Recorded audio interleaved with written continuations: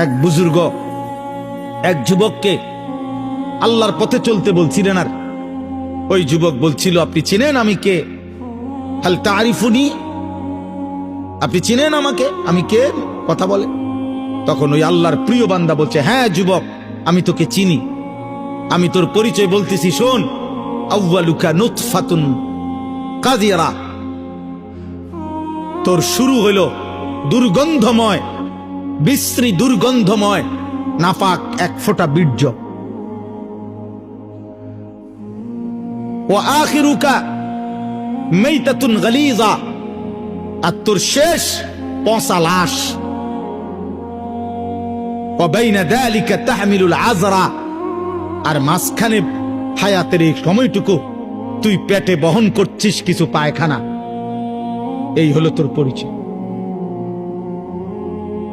কিসের অহংকার করছিস বেটা?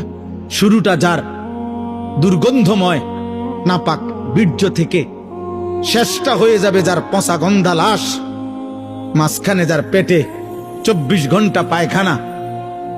আল্লাহ তাআলা যদি কুদরতি ভাবে ডেকে না রাখতেন, এক জাররা ছিদ্র করে দিতেন, তো তোর নাপাক দুর্গন্ধে তোর গোটা দেশ, সমাজ, মহল্লা দুর্গন্ধ হয়ে যেত।